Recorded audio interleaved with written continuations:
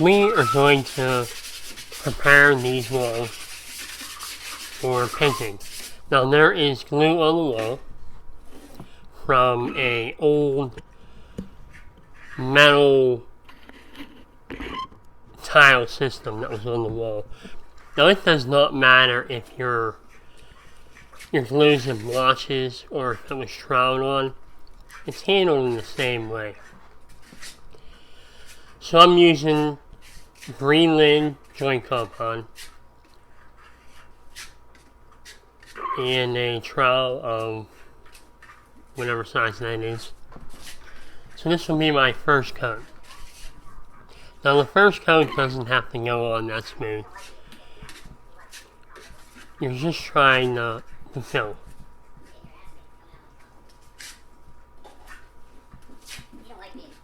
Now anywhere on the wall that I feel is loose, I will go ahead and tape that part of the wall while I'm doing my first coat.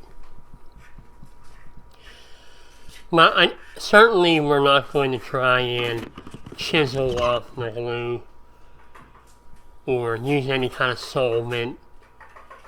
The only thing we're going to do to prep the wall is lightly scrape it with a drywall knife,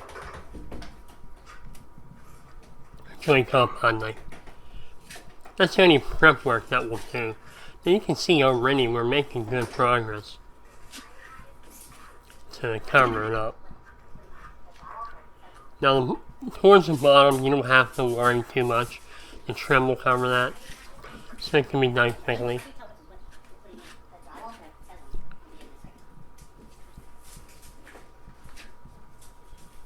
And here I am, just if the wall seems loose or soft, I add some tape to it.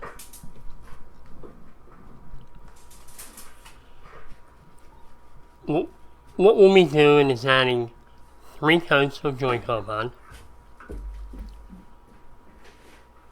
and a sand job, and our walls will be ready for paint. One other thing is that I use the largest drywall knife to scrape the wall. Mainly because when it's not a knife that is used when you're skimming plaster. It's mostly a knife for skimming drywall. Alright, first coat is done. You can see how rough it is.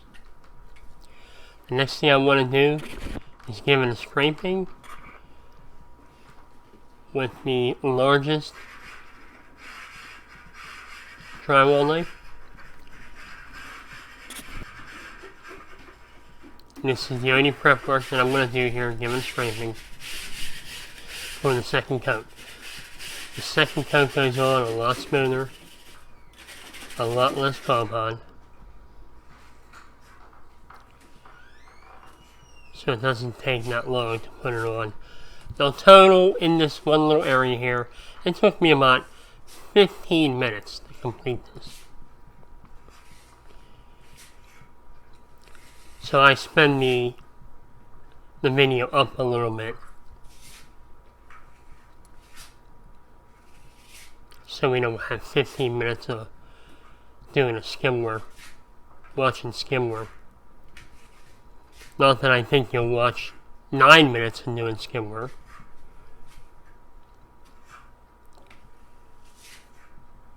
But if you are interested, that's what I did. Now the second coat goes on a little bit smoother than the first coat.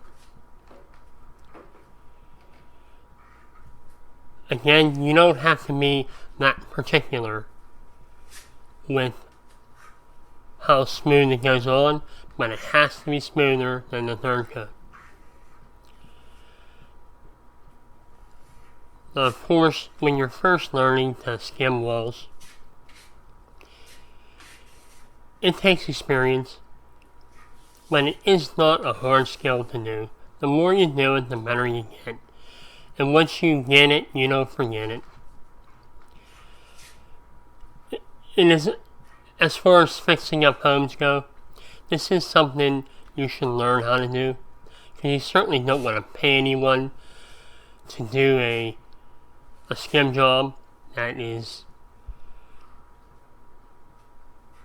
pretty much repetitive work. And I'm certainly not saying it's not skilled work, but it's not. It's repetitive. Alright, another scrape, and now I'm on my third coat. This coat has to go on smooth, real smooth. If you don't get it on smooth, you are going to have to sand the wall down. You won't be able to wipe the wall with a finishing sponge, because it just won't come out nice enough. And you will learn that if you skim a wall and it's not smooth enough, and you go to wipe it down, and you're having a hard time getting it smooth, you know it's not smooth enough. At that point, you can add a fourth coat, or sand it. Just sand it down. But if your third coats are going on nice and smooth, like they do with practice, then you don't have to sand it. And when you don't sand it, and you don't have to deal with all that dust. So you can see we're a lot quicker here on the third coat.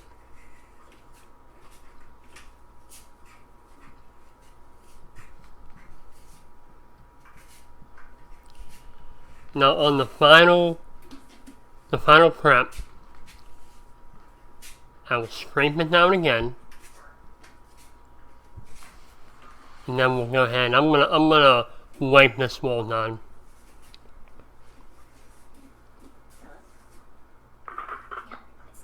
Okay, so the electric's off. And one reason I do that is when you're wiping a wall down around electrical plugs, you don't want to get involved with water and electric. It's good just to turn the power off. So I'm going to use a drywall sponge here, sponge side and a sandy side, and you have to start from the bottom up. Sponge side to get the wall wet, and then I'll flip it over and sand it down. And it has to be from the bottom up. If you have water streaks running down the wall, they will wipe down different than the rest of the wall.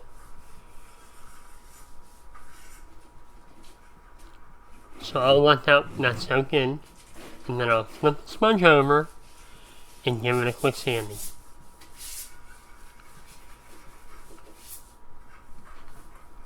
And this works pretty good when you're dealing with plaster.